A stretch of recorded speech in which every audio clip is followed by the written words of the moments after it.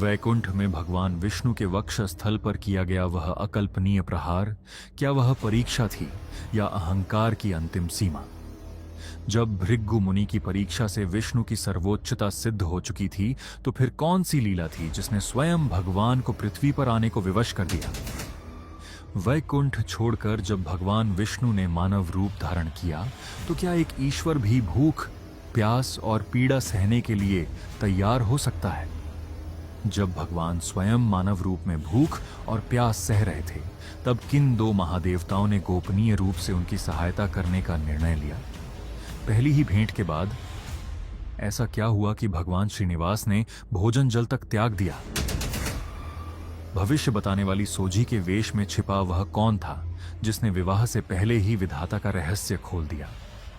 विवाह के लिए भगवान श्रीनिवास ने किस देवता से इतिहास का सबसे अनोखा ऋण मांगा? और क्यों कहा जाता है कि यह ऋण समझौता कलियुग के अंत तक चलने वाला है? जब दो देवियों के बीच प्रश्न खड़ा हुआ, तो भगवान श्रीनिवास ने स्वयं को ही क्यों त्याग दिया? और क्यों आज भी वे तिरुमला में साक्षात विराजमान हैं? आज इन्हीं सारे सवालों के जवाब जानने की कोशिश करेंगे आज के इस अद्भुत वीडियो। भारत की आध्यात्मिक धरती पर आंध्र प्रदेश की 7 पहाड़ियों पर स्थित तिरुमला वेंकटेश्वर मंदिर का स्थान सबसे अलग और खास माना जाता है। यह मंदिर सिर्फ पत्थर और सोने से बना हुआ ढांचा नहीं है, बल्कि यह करोड़ों लोगों की आस्था और विश्वास का केंद्र है। जब जीवन में परेशानियां बढ़ जाती हैं, तब लोग यहां आकर मन की शांति और उम्मीद पाते हैं। भगवान वेंकटेश्वर को भक्त प्यार से बालाजी, श्रीनिवास, गोविंदा और वेंकट आचलपति कहते हैं। शास्त्रों में उन्हें कलियुग प्रत्यक्ष दैवोम कहा गया है, यानी कलियुग में साक्षात प्रकट होने वाले भगवान। तिरुमला की 7 पहाड़ियां शेषाद्रि, नीलाद्रि, गरुड़ाद्रि, अंजनाद्रि, वृषभाद्रि, नारायणाद्रि और वेंकटाद्रि भगवान विष्णु के नाग आदिशेष के 7 फनों का प्रतीक मानी जाती हैं। मुख्य मंदिर 7वीं पहाड़ी वेंकटाद्रि पर स्थित है, जिसे आनंद निलय यानी आनंद का निवास कहा जाता है। यह शोध रिपोर्ट सिर्फ भगवान वेंकटेश्वर के अवतरण से जुड़ी कथाओं तक सीमित नहीं है, बल्कि यह भी बताती है कि कैसे इतिहास, समाज और प्रशासन के सही प्रबंधन ने इस मंदिर को आज दुनिया का सबसे समृद्ध और सुव्यवस्थित धार्मिक स्थल बना दिया है। भगवान वेंकटेश्वर के पृथ्वी पर अवतरण की कथा की शुरुआत एक महान यज्ञ और ऋषियों के मन में उठे एक गहरे प्रश्न से होती है। इस कथा का विस्तार वेंकटाचल महात्म्य, पद्म पुराण और श्रीमद् भागवत पुराण में मिलता है। एक समय महर्षि कश्यप की अध्यक्षता में अनेक ऋषि मुनि सरस्वती नदी के तट पर एक विशाल यज्ञ कर रहे थे। यह यज्ञ पूरे संसार के कल्याण के लिए आयोजित किया गया था। यज्ञ के दौरान ऋषियों के मन में एक महत्वपूर्ण सवाल उठा। ऋषियों ने विचार किया, त्रिदेवों यानी ब्रह्मा, विष्णु और महेश में से वह कौन है जो तीनों गुणों से परे है? इस यज्ञ का फल किस देवता को अर्पित किया जाना चाहिए जो सबसे अधिक सात्विक हो और भक्तों की प्रार्थनाओं को सबसे जल्दी स्वीकार करता हो? इस कठिन प्रश्न का उत्तर खोजने के लिए सप्तर्षियों ने महर्षि भृगु को चुना। भृगु मुनि अत्यंत विद्वान और ब्रह्मज्ञानी थे, लेकिन उनका स्वभाव थोड़ा क्रोधी भी माना जाता था। कहा जाता है कि उनके पैर के तलवे में एक अतिरिक्त नेत्र था, जिसे उनके ज्ञान के अहंकार का प्रतीक माना जाता है। ऋषियों के आदेश पर भृगु मुनि ने तीनों लोकों में जाकर त्रिदेवों की परीक्षा लेने का निर्णय लिया। सबसे पहले भृगु मुनि पहुंचे सत्यलोक, अपने पिता और सृष्टि के रचयिता भगवान ब्रह्मा के पास। भगवान ब्रह्मा वेदों की चर्चा में लीन थे। भृगु मुनि के आगमन पर ब्रह्मा जी ने न उन्हें प्रणाम किया, न ही कोई स्तुति की। भृगु मुनि कुछ बोले नहीं, पर उनकी आंखों में क्रोध स्पष्ट झलक रहा था। वे समझ गए कि यहां रजोगुण का प्रभाव अभी भी शेष है। इसके बाद भृगु मुनि पहुंचे कैलाश पर्वत, भगवान शिव की परीक्षा लेने। उस समय भगवान शिव देवी पार्वती के साथ एकांत में संवाद कर रहे थे। अचानक वहां विघ्न पड़ा। भगवान शिव का तीसरा नेत्र खुलने को था। स्थिति भयावह हो सकती थी, लेकिन देवी पार्वती उनके चरणों में गिर पड़ी और इस प्रकार एक महापाप टल गया। अंततः भृगु मुनि पहुंचे वैकुंठ धाम, जहां शांति स्वयं श्वास लेती है। वहां न अहंकार था न क्रोध, केवल सात्विक ऊर्जा का विस्तार था। शेषनाग की शैया पर भगवान विष्णु योग निद्रा में विश्राम कर रहे थे और देवी लक्ष्मी प्रेम पूर्वक उनके चरण दबा रही थी। भृगु मुनि के आगमन पर भी भगवान विष्णु ने कोई प्रतिक्रिया नहीं दी, ये उनकी लीला थी। किंतु ब्रह्मा और शिव से मिले अनुभवों ने भृगु मुनि के भीतर पहले ही क्रोध भर दिया था। अब उनका धैर्य समाप्त हो चुका था। अहंकार में आकर भृगु मुनि ने भगवान विष्णु के वक्षस्थल पर लात मार दी, वही वक्षस्थल जहां स्वयं देवी लक्ष्मी का वास है। पूरे ब्रह्मांड का पालन करने वाले भगवान का ऐसा अपमान यह अकल्पनीय था। लेकिन भगवान विष्णु क्रोधित नहीं हुए। वे तुरंत उठे और भृगु मुनि के चरणों में प्रणाम किया। भगवान विष्णु ने कहा, हे महर्षि, मेरे वक्ष कठोर हैं, पर आपके चरण कोमल, कहीं आपको चोट तो नहीं लगी? ये कहते हुए भगवान विष्णु ने भृगु मुनि के चरण सहलाए और उनके अहंकार रूपी नेत्र को बंद कर दिया। क्षण भर में भृगु मुनि का अहंकार नष्ट हो गया। वे नतमस्तक होकर बोले, त्रिदेवों में केवल भगवान विष्णु ही श्रेष्ठ हैं, वही शांति और मोक्ष के दाता हैं। भृगु मुनि की परीक्षा से भगवान विष्णु की श्रेष्ठता सिद्ध हो गई थी, पर उसी क्षण एक नई दैवीय लीला का आरंभ भी हो गया। भगवान विष्णु का वक्षस्थल, जो देवी लक्ष्मी का निजी निवास है, उस पर किया गया प्रहार लक्ष्मी जी को गहराई से आहत कर गया। यह केवल भगवान का नहीं, बल्कि स्वयं देवी लक्ष्मी के सम्मान पर आघात था। दुख और क्रोध से भरकर देवी लक्ष्मी ने कहा, जहां मेरे सम्मान की रक्षा न हो, वहां मैं नहीं रह सकती। यह कहकर देवी लक्ष्मी ने वैकुंठ का त्याग कर दिया। वे पृथ्वी पर करवीरपुर अर्थात आज के कोल्हापुर पहुंची और वहां कठोर तपस्या में लीन हो गई। लक्ष्मी के बिना वैकुंठ, जो समृद्धि और सौभाग्य का धाम था, अब सूना और श्रीहीन हो गया। पत्नी के बिना भगवान विष्णु भी अधूरे थे।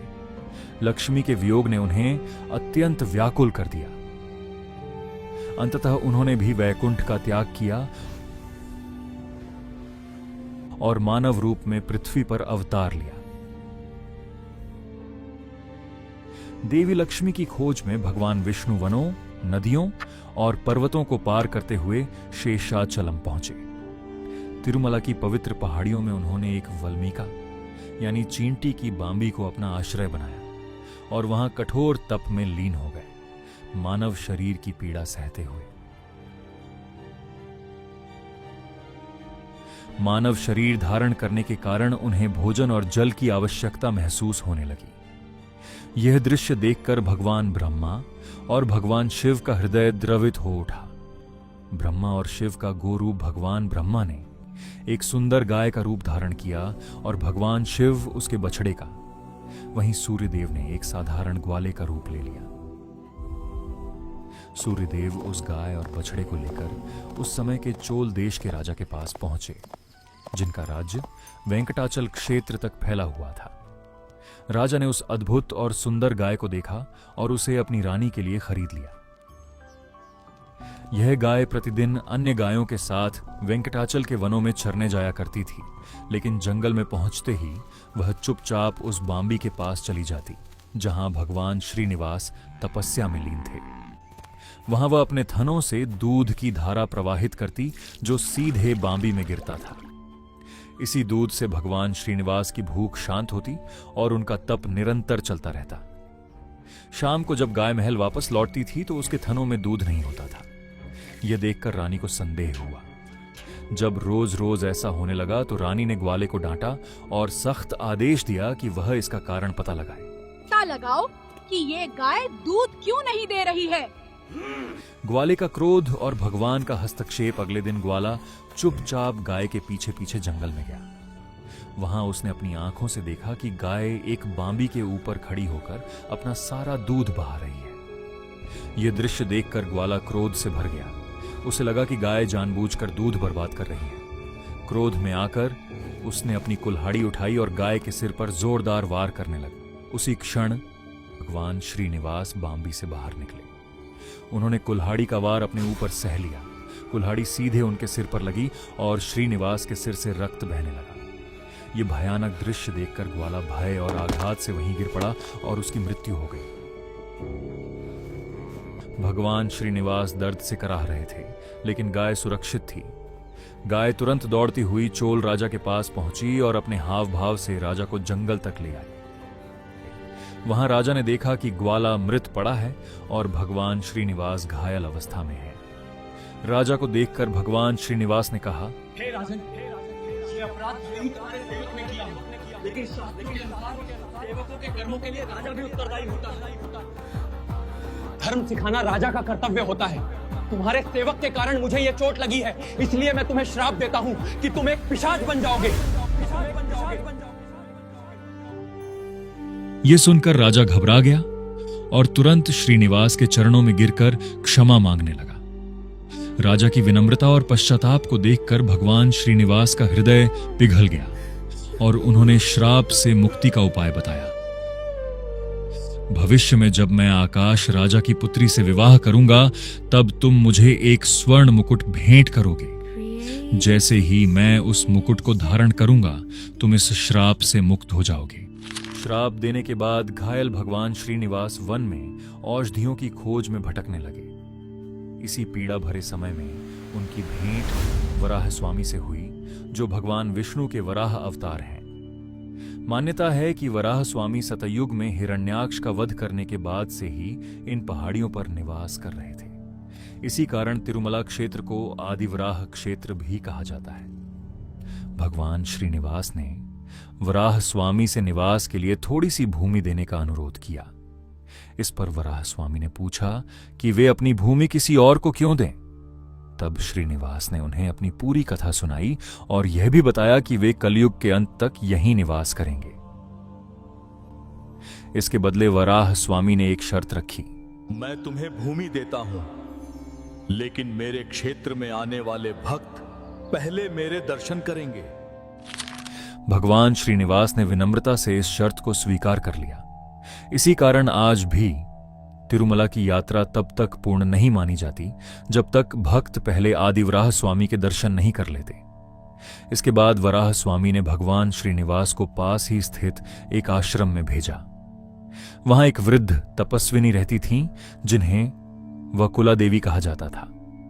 पुराणों के अनुसार वकुला देवी वास्तव में द्वापर युग की यशोदा मैया अर्थात भगवान कृष्ण की पालक माता का ही पुनर्जन्म थी। द्वापर युग में यशोदा मैया ने पूरे प्रेम और वात्सल्य से कृष्ण का पालन पोषण किया था, लेकिन वे कृष्ण के विवाह उत्सव देखने का सौभाग्य प्राप्त नहीं कर सकी थीं। तब भगवान कृष्ण ने उन्हें वचन दिया था कि कलयुग में उनकी यह इच्छा अवश्य पूरी करेंगे। जब वकुला देवी ने घायल श्रीनिवास को देखा तो उनका हृदय मां के वात्सल्य से भर गया। वकुला देवी ने श्रीनिवास की चोटों का उपचार किया और श्रीनिवास ने उन्हें अम्मा अर्थात मां कहकर पुकारा। अम्मा। वकुला देवी ने भी उन्हें अपने पुत्र के रूप में स्वीकार कर लिया और प्रेम पूर्वक उनका नाम श्रीनिवास रखा।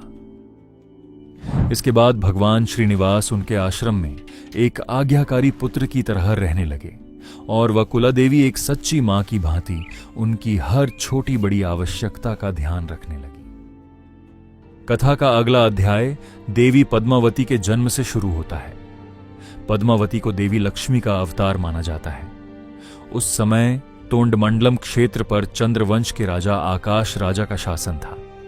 वे एक धर्मनिष्ठ और न्यायप्रिय राजा थे, लेकिन उन्हें संतान सुख प्राप्त नहीं था। कुलगुरु की सलाह पर राजा ने संतान प्राप्ति के लिए पुत्र कामेष्टि यज्ञ करने का निश्चय किया। यज्ञ की भूमि को पवित्र करने के लिए जब राजा स्वयं सोने के हल से खेत जोत रहे थे, तभी हल की नोक किसी कठोर वस्तु से टकराई। वहां उन्हें एक अद्भुत दृश्य दिखाई दिया।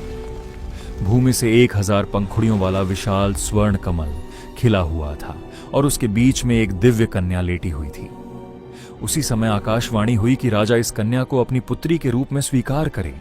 चूंकि कन्या का जन्म कमल यानी पद्म से हुआ था, इसलिए राजा ने उसका नाम पद्मावती रखा। समय के साथ पद्मावती बड़ी हुईं और उनके सौंदर्य व गुणों की चर्चा चारों दिशाओं में होने लगी। एक दिन भगवान श्रीनिवास वन में आखेट यानी शिकार के लिए निकले। एक जंगली हाथी का पीछा करते हुए वे नारायण वन के पास स्थित एक सुंदर उद्यान में पहुंचे। वहां राजकुमारी पद्मावती अपनी सखियों के साथ खेल रही थी। हाथी ने अचानक वहां उत्पात मचा दिया, जिससे सभी सखियां भयभीत हो गईं। तभी श्रीनिवास ने आगे बढ़कर हाथी को नियंत्रित कर लिया। इसी हलचल के बीच श्रीनिवास और पद्मावती की दृष्टि पहली बार एक दूसरे से मिली। यह कोई साधारण मिलन नहीं था, बल्कि भगवान विष्णु और देवी लक्ष्मी का पुनर्मिलन था। दोनों के मन में एक दूसरे के लिए तुरंत आकर्षण और प्रेम जाग उठा। लेकिन सामाजिक मर्यादाओं के कारण वे कुछ कहे बिना अपने अपने स्थान लौट गए। आश्रम लौटने के बाद भगवान श्रीनिवास लगातार पद्मावती के विचारों में डूबे रहने लगे। उन्होंने भोजन पानी तक त्याग दिया। जब वकुला देवी ने अपने पुत्र की यह अवस्था देखी तो वे चिंतित हो गईं और कारण पूछा। तब श्रीनिवास ने उन्हें आकाश राजा की पुत्री पद्मावती से अपने प्रेम के बारे में बताया और मां से अनुरोध किया कि वे राजा के पास जाकर विवाह का प्रस्ताव रखें। वकुला देवी एक साधारण सन्यासी की मां थी। ऐसे में एक राजा के पास रिश्ता लेकर जाना उन्हें उचित नहीं लग रहा था। लेकिन पुत्र के प्रेम और उसकी व्यथा को देखकर वे विवश हो गईं और नारायण वन के राजमहल की ओर चल पड़ीं। इधर श्रीनिवास को यह चिंता सताने लगी कि कहीं राजा उनका प्रस्ताव अस्वीकार न कर दें। इसी कारण उन्होंने स्वयं एक भविष्यवक्ता, जिसे स्थानीय भाषा में सोझी या कुराठी कहा जाता है, का वेश धारण किया। वे एक स्त्री के रूप में हाथ में छड़ी और भविष्य बताने वाली टोकरी लेकर रानी धरणी देवी, जो पद्मावती की माता थीं, के पास पहुंचे।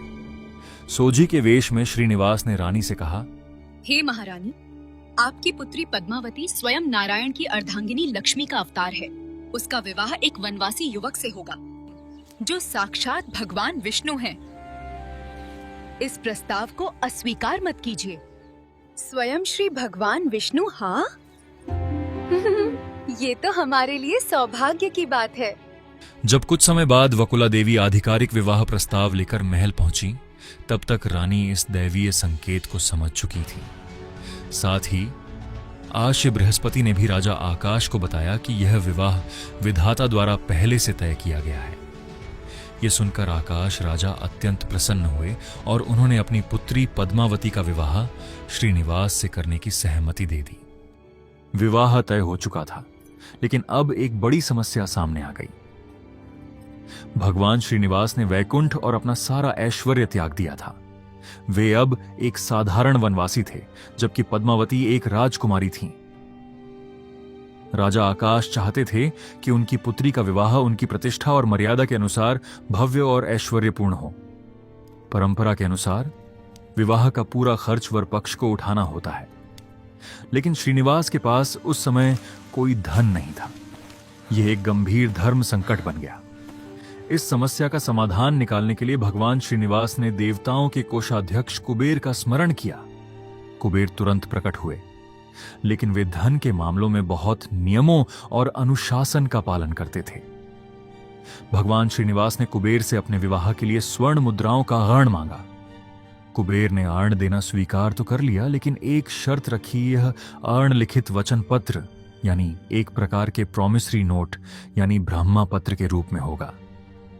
कुबेर ने भगवान श्रीनिवास को 1,14,00,000 राम मुद्रा स्वर्ण सिक्कों का आरण दिया। यह तय हुआ कि भगवान श्रीनिवास कलयुग के अंत तक केवल इस आरण का ब्याज चुकाएंगे। भगवान श्रीनिवास ने कुबेर को वचन दिया कि कलयुग में जो भी भक्त उनके दर्शन के लिए आएंगे और श्रद्धा से दान करेंगे, वही धन इस आरण के ब्याज को चुकाने में उपयोग किया जाएगा। इसी कारण आज भी भक्त तिरुमला मंदिर की हुंडी यानी दान पेटी में अपार धन, सोना और आभूषण अर्पित करते हैं। कुबेर से प्राप्त धन से विवाह की तैयारियां अत्यंत भव्य तरीके से की गईं। भगवान श्रीनिवास और पद्मावती का विवाह नारायण वनम में संपन्न हुआ। इस दिव्य विवाह में तीनों लोकों से देवता, आर्षि मुनि गंधर्व और किन्नर उपस्थित हुए। विवाह का भोज इतना विशाल था कि स्वयं अग्निदेव ने रसोइये की भूमिका निभाई और भोजन तैयार किया। चोल राजा, जो अब अपने श्राप से मुक्त होने की प्रतीक्षा कर रहा था, और आकाश राजा ने मिलकर श्रीनिवास को एक अत्यंत बहुमूल्य स्वर्ण मुकुट भेंट किया। जैसे ही श्रीनिवास ने वह मुकुट धारण किया, उन्हें अपना दिव्य स्वरूप और पूर्व जन्म की स्मृतियां लौट आईं, और उसी क्षण चोल राजा श्राप से मुक्त हो गया। विवाह के बाद श्रीनिवास और पद्मावती ने निर्णय लिया कि वे राजमहलों में नहीं बल्कि तिरुमला की पवित्र पहाड़ियों पर निवास करेंगे। वकुला देवी भी उनके साथ तिरुमला आकर रहने लगी। वे तीनों अपना जीवन साधारण और आम जीवन की तरह जी रहे थे। लगभग 6 महीनों बाद महर्षि नारद कोल्हापुर पहुंचे, जहां महालक्ष्मी अब भी तपस्या कर रही थीं। नारद जी ने लीला के अंतर्गत लक्ष्मी जी से कहा, माता, आप यहाँ तपस्या कर रही हैं और उधर आपके स्वामी ने पद्मावती नाम की राजकुमारी से विवाह कर लिया है। यह सुनते ही लक्ष्मी जी का क्रोध फिर जाग उठा। वे तुरंत तिरुमला पहुंची और वहां उनका सामना श्रीनिवास और पद्मावती से हुआ। लक्ष्मी जी ने कहा, मैं आपकी नित्य संगिनी हूँ। मेरे रहते आपने दूसरा विवाह कैसे किया? पद्मावती का उत्तर, मैं वेदवती की अवतार हूँ। त्रेता युग में भगवान राम ने मुझसे इस युग में विवाह का वचन दिया था। दोनों देवियों के बीच इस संवाद और तनाव को देखकर भगवान श्रीनिवास अत्यंत व्याकुल हो गए। भक्तवत्सल भगवान जानते थे कि कलयुग का मानव दुखों से घिरा रहेगा और उसे एक ऐसे ईश्वर की आवश्यकता होगी जो सदैव स्थिर, सुलभ और उपस्थित रहे। भगवान श्रीनिवास ने शिला यानी पाषाण मूर्ति का रूप धारण कर लिया।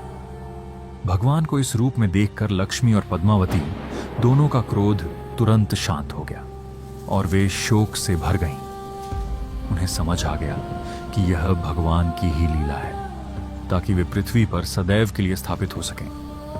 दोनों देवियों ने भी अपने पति के साथ सदा रहने का निर्णय लिया। देवी लक्ष्मी, श्रीदेवी, भगवान के वक्षस्थल के बाईं ओर विराजमान हो गईं। देवी पद्मावती, भूदेवी, भगवान के वक्षस्थल के दाईं ओर विराजमान हो गईं। आज भी तिरुमला मंदिर के गर्भगृह में स्थित मुख्य मूर्ति के वक्षस्थल पर दोनों देवियों की स्वर्ण प्रतिकृतियां विराजमान हैं, जिन्हें भक्त दर्शन के समय स्पष्ट रूप से देख सकते हैं।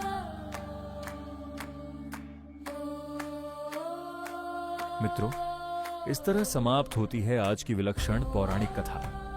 अगर आपको यह कहानी अच्छी लगी हो तो लाइक और कमेंट करके अपना प्रेम जरूर बताइए। ऐसी ही और पौराणिक कहानियों के लिए श्री कथा चैनल को सब्सक्राइब करें। जल्द मिलेंगे एक नई अद्भुत कथा के साथ। जय श्री राम।